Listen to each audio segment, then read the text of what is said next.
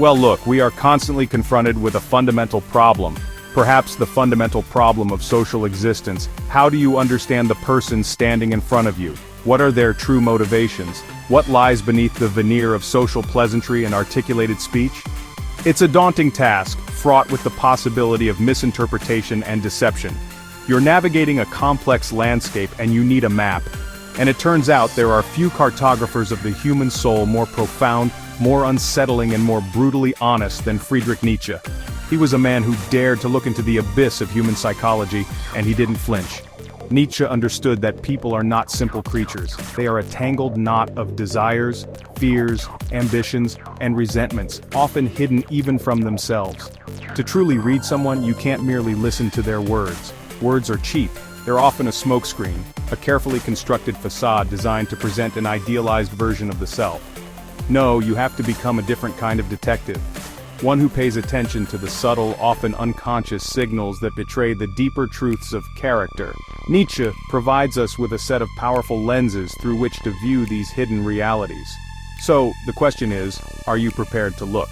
Are you willing to engage with these often uncomfortable truths, not just about others, but about yourself? Because this is a mirror as much as it is a window. To understand another is to understand the potential for darkness and light that resides within us all.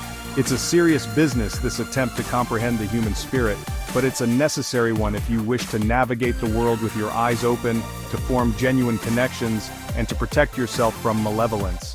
Let's dive into these timeless truths. First, and perhaps most fundamentally, you must come to terms with the idea that people reveal more through their actions than their words. Think about that for a moment. It's a terrifying proposition in some sense, because it means that the primary mode of communication we rely on, speech, is fundamentally secondary. It's subordinate to the raw, unvarnished truth of behavior. A man can tell you he is courageous, he can speak at length about bravery and honor. But what does he do when faced with a genuine threat? What does he do when standing up for what is right carries a genuine cost? It's the action, the embodied response in the world that cuts through the fog of self-serving narrative. You see this everywhere. Someone proclaims their dedication to health and discipline, yet their daily habits tell a story of indulgence and chaos. Another speaks of their deep love for their family, but their time and attention are consistently directed elsewhere. The discrepancy between the articulated ideal and the behavioral reality is where the truth resides. You have to train yourself to be an observer of patterns, not a mere consumer of sentences.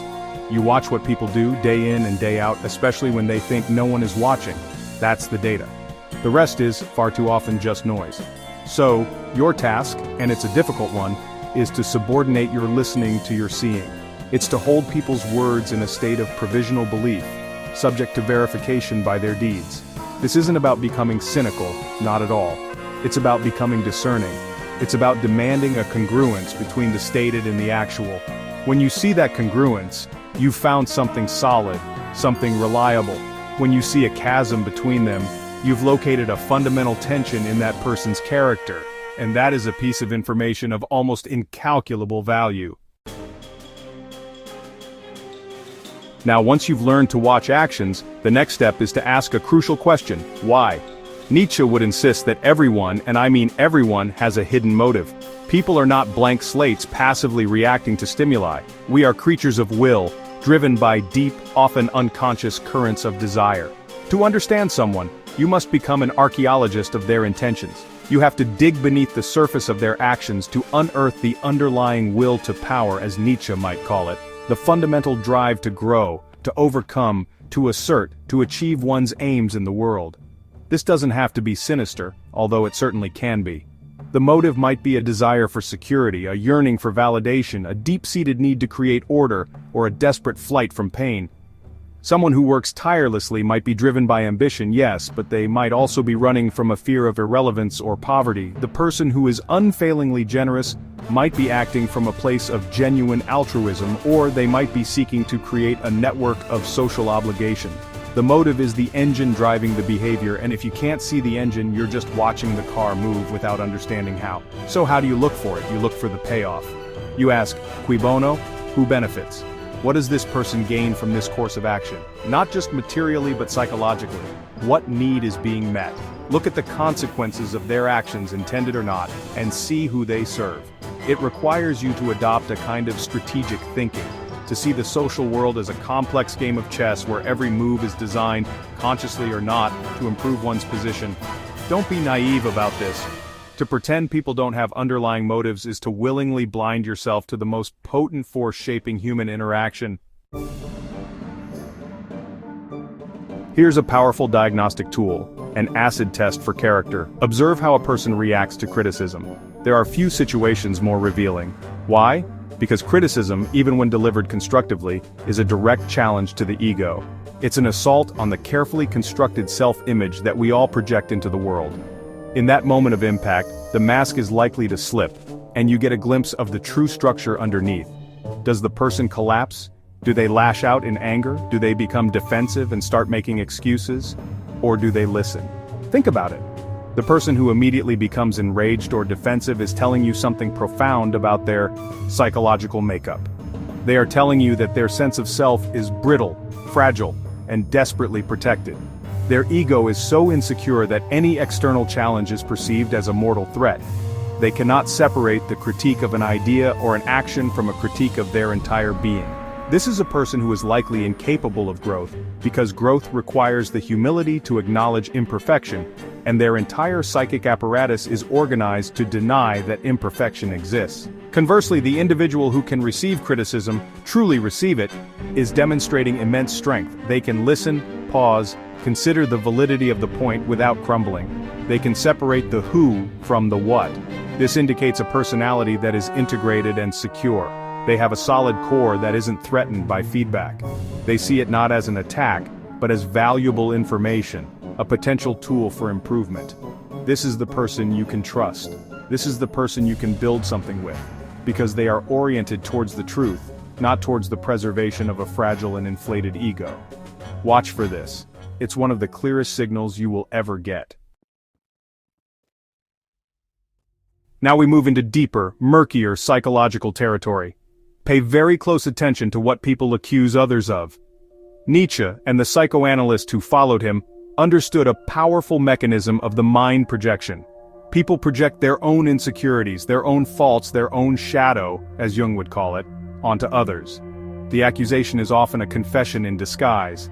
It is an unconscious attempt to cast out the undesirable parts of oneself by locating them in someone else. It's a way of cleansing the self by condemning another. So, when you encounter someone who is relentlessly critical of others' supposed dishonesty, you must entertain the possibility that they are wrestling with their own deceptive impulses.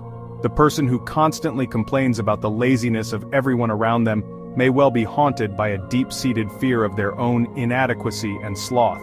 The individual who sees arrogance and ego in every successful person they meet is very likely fighting a bitter battle with their own envy and frustrated ambition. They are pointing a finger at the world, but 3 fingers are pointing back at themselves, and they are utterly blind to it. Your job, as an observer of human nature, is to listen for the heat. Where is the emotional energy in their condemnation of others? An objective critique is one thing, it's calm, it's specific. But a projection is laden with excessive emotion, disgust, rage, contempt. That emotional surplus is the key. It signals that something more is going on than a simple observation. A deep personal nerve has been struck. When you hear that heat, step back and ask yourself, what insecurity, what hidden fault within this person is so painful that they must exorcise it by finding it in everyone else? It's a dark art, reading these signs, but a necessary one. Be wary of the flatterer. Be deeply, deeply wary. Nietzsche saw flattery not as a kindness, but as a tool, and often a weapon. It is frequently a prelude to manipulation. The person who showers you with effusive, unearned praise is not your friend. They are a merchant, and they are trying to buy something from you, your trust, your compliance, your resources. Flattery is a form of counterfeit currency, offered in the hope of receiving a genuine return. It's an attempt to lower your defenses by appealing to your vanity. Think of the psychological transaction that's taking place. The flatterer identifies a perceived strength or a hidden insecurity in you and inflates it with praise. You're a genius. No one understands this like you do. You're the most generous person I know. This praise acts like a drug, creating a warm feeling of validation and importance. Once you are in that state, you are far more susceptible to their influence. You become reluctant to disagree with or disappoint this person who seems to understand you so well, who appreciates your true worth. You have been subtly placed in their debt. Now, this is not to say that all compliments are manipulative. Genuine appreciation is a cornerstone of healthy relationships. But you must learn to distinguish it from its toxic cousin. How? Genuine praise is specific, it's earned, and it's often delivered without an immediate ask attached. Flattery, on the other hand, is often vague, excessive, and strategically timed. It precedes a request. It's used to smooth over a mistake or to gain an advantage. So, when you are praised, your first response should not be glee. It should be a quiet, sober analysis. Is this true? Is it earned? And most importantly, what does this person want? Treat excessive flattery as a warning siren. If you want to know if someone is truly reliable, don't look at their grand promises. Look at their consistency in small things. Character is not forged in a single heroic moment. That's a myth for children's stories. Character is the sum total of thousands of small, seemingly insignificant choices made day after day. It is the relentless accumulation of habits. Does a person show up on time? Do they keep their minor promises? Do they return borrowed books? Do they put their shopping cart away? These are not trivialities, they are data points of immense significance. These small habits reveal the underlying structure of a person's relationship with order and responsibility. Someone who is consistently disciplined in the small things has an internalized sense of duty. They have integrated the principle that things should be done correctly, not because someone is watching, not for a grand reward, but simply because that is the right way to live. They are building their character brick by brick, with each punctual arrival, each fulfilled small promise. This person has a high degree of conscientiousness, and you can reasonably infer that they will bring that same integrity to larger tasks. Conversely, the person who is chaotic and unreliable in the small things is sending you a powerful signal. They are telling you that their internal world is likely just as disordered. They lack the discipline to impose order on their own immediate environment and commitments. Why in the world would you expect them to handle a significant responsibility with competence and integrity when they cannot even manage the mundane? To entrust such a person with something important is an act of willful blindness. So, pay attention to the little things. They are the bedrock upon which the entire edifice of character is built. In the mundane, the profound is revealed. If you truly want to understand what a person values, don't listen to what they say they value. Look at what they are willing to sacrifice for. Sacrifice is, honestly, the ultimate measure of priority. It's the act of giving up something of value, time, comfort, money, opportunity, in the service of something deemed to be of higher value. The hierarchy of your values isn't what you jot down on a piece of paper, it's revealed in the ledger of your sacrifices. So what are you willing to suffer for? That is what you truly worship. Observe the choices people make when faced with a genuine trade-off. Does someone sacrifice their weekend, a time of leisure and pleasure, to work on a difficult project or to help a friend in need? That tells you they value achievement or loyalty more than immediate gratification. Does someone sacrifice a lucrative but soul-crushing career for a lower-paying job that gives them a sense of meaning or purpose? That tells you they value their integrity and spirit more than material wealth. The sacrifice is the proof. It's the tangible evidence of their deepest commitments. Conversely, look at what people are unwilling to sacrifice. The person who proclaims their devotion to a cause but is unwilling to sacrifice any of their free time or disposable income for it is revealing the true, low position of that cause in their value hierarchy. Their words are hollow because they're not backed by the currency of sacrifice. Look for the pain, look for the cost. People will endure struggle and forego pleasure only for the things that sit at the very top of their pyramid of values. Your task is to identify that pinnacle, what sits on their altar, that is their God. There is a simple, almost foolproof method for gauging a person's true nature, and it is this: observe how they treat those who can do nothing for them. Watch how they interact with a waiter, a janitor, a cashier, an intern, or really anyone in a position of lesser social power or status.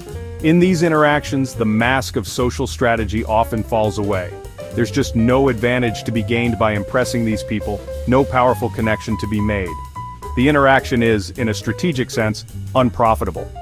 And it's in this unguarded space that true character reveals itself. Does the person treat them with dignity and respect as a fellow human being? Do they make eye contact? Do they say please and thank you? Or do they treat them as invisible, as an obstacle, as a mere functionary, not a person? The individual who is courteous and kind to the waiter is demonstrating that their decency is not a performance. It's an ingrained part of their character. It flows from a genuine respect for others, regardless of their station. This is a person whose morality is stable and authentic. On the other hand, the person who is dismissive, arrogant, or cruel to service staff is giving you a terrifyingly clear window into their soul. They're revealing that their kindness to their peers or superiors is purely instrumental. It's a strategic act, deployed only when it serves their interests. When that incentive is removed, their contempt for those they perceive as beneath them comes rushing to the surface. This is the mark of a tyrant in waiting. They lack fundamental empathy and see the world as a rigid hierarchy to be climbed, with those on the lower rungs deserving of scorn. Pay attention to this, it will tell you almost everything you need to know. Listen carefully to people's jokes. Humor is not just frivolous entertainment, it's actually a complex psychological phenomenon. And very often people's deepest fears and anxieties are hidden within their jokes. It's a defense mechanism known as sublimation. A fear that is too terrible or an anxiety that is just too raw to be expressed directly can be packaged in the socially acceptable form of a joke. The laughter it provokes acts as a release valve for the underlying tension. It allows the unspeakable to be spoken.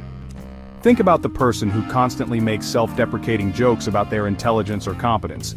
On the surface, it may seem like humility, but listen closer. Is there a nervous energy to it? A repetitive quality?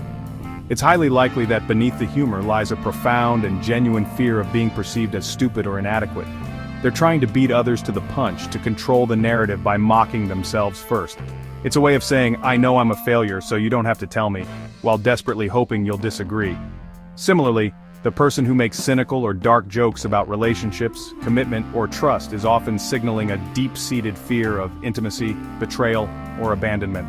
The joke is a shield. It allows them to broach the topic while maintaining an ironic distance, protecting them from the vulnerability of a sincere conversation. So, when you're listening to someone's humor, don't just laugh. Ask yourself, what is the anxiety that powers this joke? What is the fear that's being masked by the laughter? The jester is often the one telling the most painful truths, if you have the ears to hear them. Pay attention to the stories people repeat. We are all storytellers, weaving narratives about our lives, our pasts, our triumphs, and our victimizations. But some stories get told again, and again, and again. When you notice a person returning to the same anecdote, the same grievance, the same past event, with obsessive regularity, you are not just hearing a story, you are witnessing a symptom. The repetition of a story is a powerful signal of an unresolved psychological issue. The needle is stuck on that part of the record because the mind has not yet figured out how to move past it. The story might be about a past betrayal, a missed opportunity, a moment of humiliation, or a great achievement they can't seem to move beyond. The content of the story is important, but the repetition is the key diagnostic element. The person is trapped in that narrative loop. They are compelled to relive it, to relitigate it, to tell it to new audiences in the desperate unconscious hope that this time, the telling will somehow resolve it. This time, they will find the validation, the vindication, or the meaning that has so far eluded them. This is a sign of psychological stagnation. The person is anchored to their past, unable to fully inhabit the present or move into the future. That repeated story is a ghost that haunts them. It reveals a wound that is never properly healed. When you identify this pattern, you understand that you are dealing with someone whose psychological energy is being massively consumed by an event that, for them, is not over. It shapes their perceptions, their reactions, and their decisions in the present. To understand them, you must understand the ghost in their machine. You've heard the saying, show me your friends, and I'll show you your future. Nietzsche would take it a step further. Show me your friends, and I'll show you who you are, right now. The company a person chooses to keep is one of the most eloquent, unvarnished statements about their own character, values, and level of psychological development. We are drawn to people who, in some fundamental way, reflect or validate who we are. Our circle of friends is a mirror. If you want to know the truth about someone, look at the faces in that mirror. Does a person surround themselves with ambitious, disciplined, and intellectually curious individuals? It is almost certain that they either possess or deeply aspire to those same qualities. They are seeking an environment that will challenge them and pull them upward. Their friendships are a testament to their desire for growth. The conversations, the shared activities, the mutual expectations within that group all point towards a certain trajectory for a person's life, one oriented towards competence and meaning. Conversely, if someone's inner circle consists of cynical, resentful, and unproductive people, individuals who complain but never act, who tear down but never build, what does that tell you? It tells you that the person finds comfort in that environment. They are drawn to it because it validates their own cynicism and inaction. It allows them to remain stagnant without feeling the sharp sting of contrast. To choose such company is to choose a path of least resistance, a descent into bitterness and nihilism. Do not underestimate the diagnostic power of a person's chosen tribe. It is a voluntary revelation of the soul. Watch for the telltale sign of quick and disproportionate defensiveness. When you ask a simple, non-accusatory question or make a neutral observation, and the person immediately reacts as if they've been attacked, you have struck a nerve. Defensiveness is a shield, hastily thrown up to protect a fragile, insecure part of the ego. It's a red flag, waving frantically, signaling that you have ventured into territory where the person feels weak, guilty, or ashamed. A secure person doesn't need to be defensive. Imagine you ask someone, "Oh, did you manage to finish that report?" A secure response might be, "Not yet, I got tied up with something else, but I'll get to it this afternoon." An insecure, defensive response would be something like, "Why are you asking? Do you think I'm not doing my job? I've been incredibly busy. You have no idea what my workload is like." See the difference? The question was simple, but the reaction was an explosion of justification and counter-accusation. This person isn't responding to your question. They're responding to their own internal narrative of inadequacy and the fear of being judged. This pattern reveals a deep-seated insecurity. The person lives in a state of perceived threat, expecting criticism and judgment at every turn. Their ego is so brittle that even a neutral inquiry is interpreted as an assault. When you encounter this, you know you are dealing with someone who is likely carrying a heavy burden of self-doubt or guilt. Their defensiveness is a map to their weaknesses. The topics that trigger this reaction are the very areas where they feel most vulnerable. It's a loud, clear signal, and you should pay close attention to what it's telling you. Forget what people say their priorities are. If you want the unvarnished truth, follow the money. A person's spending habits, and by extension how they spend their most valuable, non-renewable resource, their time, are a sermon on their true values. Money and time are finite resources. Where we choose to allocate them is, really, a series of votes for what we deem most important. The bank statement and the calendar are ruthless, objective records of a person's actual priorities, stripping away all the pretty lies we tell ourselves and others. Does a person spend a significant portion of their income on books, courses, and tools that enhance their skills? They value growth and competence. Do they spend it on travel and new experiences? They value exploration and novelty. Do they invest it in their home and family? They value stability and connection. Do they pour it into expensive status symbols, cars, clothes, watches, far beyond their means? They are likely deeply insecure, valuing the appearance of success over the substance, and are trying to purchase self-esteem. The same principle applies to time. The person who says their health is their top priority but never finds the time to exercise or cook a healthy meal is lying, primarily to themselves. The person who claims to cherish their relationships but consistently prioritizes work or hobbies over spending quality time with loved ones is revealing their true hierarchy of values through their actions. Don't be fooled by declarations. Look at the receipts. Look at the schedule. That's where the truth of their devotion is written, in black and white. Just as important as what a person says is what they refuse to say. The topics people consistently avoid are often a map of their greatest weaknesses, fears, and unresolved conflicts.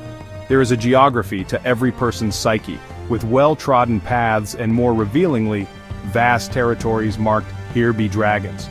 When you try to steer a conversation into one of these territories, and the person skillfully deflects, changes the subject, or becomes visibly uncomfortable, you have discovered a place of profound vulnerability. This avoidance is not accidental. It is a highly developed defense mechanism. Perhaps they refuse to discuss their finances because they are plagued by debt and a sense of failure. Maybe they avoid any deep conversation about their family because it is a source of immense pain and unresolved trauma. They might sidestep any talk of the future because they are terrified of their lack of direction. This silence, this conversational no-go zone, is incredibly loud if you learn to listen to it. It's a gaping hole in their narrative, and its shape tells you everything. Your task as an observer is to notice these deflections. When you bring up a topic, does their energy shift? Do they offer a glib, dismissive answer and quickly pivot? Do they suddenly remember something else they need to do? These are not random conversational tics. They are strategic retreats from a perceived threat. The topic you raised is connected to a core weakness or a source of shame. By identifying what a person cannot or will not confront in conversation, you gain a deep insight into what they can barely confront within themselves. If you want to know where someone is going, you need to find their compass. And a person's true compass, the force that orients their ambition, is found in what genuinely excites them. What makes their eyes light up? What topic can they speak about for hours, losing all track of time? What activity do they engage in where they seem to enter a state of flow, completely absorbed and energized? This passion is the engine of their ambition. It is the raw, untamed energy that, if harnessed, will dictate the direction of their life. This excitement is an involuntary signal from the deepest parts of their being. It's the psyche saying, yes, more of this. This is meaningful. This is where growth lies. A person might be stuck in a boring practical job, but if their face illuminates when they talk about building model airplanes or studying ancient history or organizing community events, you are seeing their true, latent ambition. You are seeing the person they could be, and perhaps should be, if they had the courage to follow that internal compass. So, listen for the change in vocal tone, watch for the animated gestures, notice the sudden rush of energy when a certain topic is breached. This is where their potential for greatness lies. It reveals their aspirations far more accurately than their stated 5-year plan. A person's ambitions are not just a list of goals. They are an emotional and energetic orientation towards the world.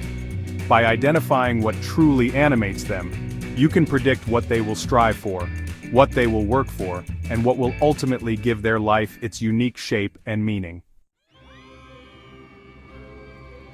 Do not judge a person by their successes. Anyone can look good when things are going well. The true measure of a person's mettle, their resilience, is revealed in how they handle failure. Life, for everyone, is a series of setbacks, mistakes, and crushing defeats. It's an inescapable part of the human condition. The crucial variable is not whether you will fail, but what you will do when you fail. That response separates the strong from the weak, the resilient from the brittle. It is in the ashes of defeat that character is truly forged. Does the person collapse into despair and self-pity, seeing the failure as a final verdict on their worth? Do they cast blame on everyone and everything else, refusing to take any responsibility? This is the response of a victim, someone who believes they are at the mercy of external forces. They learn nothing from the experience except to be more fearful and resentful. This person will be broken by life's inevitable hardships because they lack the psychological tools to transform suffering into strength. Or does the person confront the failure head-on? Do they accept responsibility for their part in it? Do they analyze what went wrong, not to self-flagellate, but to extract a lesson? This is the response of the hero, the alchemist who can turn the lead of failure into the gold of wisdom. They see the setback not as an end, but as a difficult but necessary part of the process of becoming more competent. They get back up, bruised but smarter, and try again. This person is anti-fragile. They are strengthened by adversity. This is the individual you want by your side when the storms come. You must learn to listen with your eyes. Long before our ancestors developed complex language, we communicated through non-verbal cues, and the most powerful of these emanate from the eyes. The eyes are, in a very real sense, a window to the soul, and they often betray the words coming out of the mouth. They can reveal true emotions, fear, joy, sadness, contempt, with a raw honesty that speech can easily conceal. To read a person, you must become fluent in the unspoken language of the eyes. Pay attention to eye contact. Does the person hold your gaze, suggesting confidence and sincerity? Or do their eyes dart around nervously, signaling anxiety, distraction, or even deception. A refusal to make eye contact can indicate shame or a desire to hide. Conversely, an unblinking, predatory stare can be a sign of aggression or an attempt at intimidation. The subtle narrowing of the eyes can betray skepticism or disagreement, even while the person is nodding politely. A sudden widening can signal surprise or fear. These are ancient, hardwired responses that are incredibly difficult to fake. A person can tell you they are fine, but the sadness in their eyes will tell you the truth. They can tell you they agree with you, but a fleeting glance of contempt will reveal their true feelings. You must train your perception to catch these micro-expressions, these momentary flashes of authentic emotion. It requires intense focus, but it allows you to access a deeper, more honest channel of communication that runs parallel to the spoken word. Look past the words and into their eyes. The truth is often right there in plain sight. Finally, you must come to appreciate the profound power of what is left unsaid. Silence is not merely the absence of noise, it is a form of communication in itself, pregnant with meaning. In a conversation, the pauses, the hesitations, the things a person deliberately chooses not to say, can be far more telling than the words they use. The empty spaces in their speech are where you will often find the most important information. You must learn to interpret the eloquence of silence. When you ask a difficult question, and there is a long pause before the answer, what is happening in that silence? The person is weighing their words. They are perhaps battling with the desire to lie versus the cost of telling the truth. They might be struggling to control an emotional reaction. That gap is a moment of intense internal activity, and its length and quality are deeply informative. A comfortable, reflective silence between two people can signal trust and intimacy. An awkward, tense silence can scream of conflict and misunderstanding. Furthermore, pay attention to the topics that are met with complete silence. When a person fails to defend themselves against a fair accusation, or fails to speak up for a value they claim to hold, that silence is a choice. It is an act of omission that speaks volumes. It can be an admission of guilt, a sign of cowardice, or an indication of indifference. Learn to be comfortable in the silence. Don't rush to fill it. Let it hang in the air and do its work. In that quiet space, a person's true position, their hidden anxieties and their unspoken truths, will often reveal themselves without a single word being uttered. So there you have it. These 18 psychological truths, drawn from the profound and often severe insights of Nietzsche, are not mere party tricks. They are powerful tools for navigating the treacherous and complex waters of human interaction. They can, if applied with care and wisdom, help you to read anyone instantly, or at least to begin the serious work of understanding what truly motivates them. It's about looking past the superficial performance and seeing the machinery working underneath.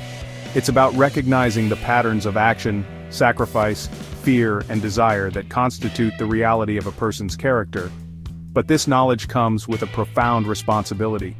The purpose of this insight is not to become a cynical manipulator, using these truths to exploit the weaknesses of others. That is a path to nihilism and hell. No, the purpose is to see the world and the people in it more clearly.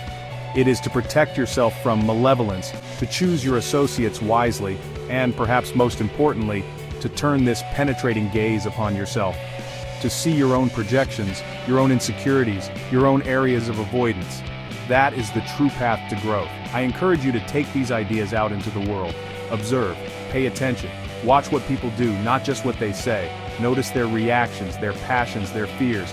Use these truths as a lens to bring the fuzzy outlines of human character into sharper focus. This is a skill, and like any skill, it requires practice. Begin today. And as you do, consider what you've heard here. Which of these truths resonated most deeply with you? Which one surprised you or perhaps made you the most uncomfortable? Let us know in the comments below.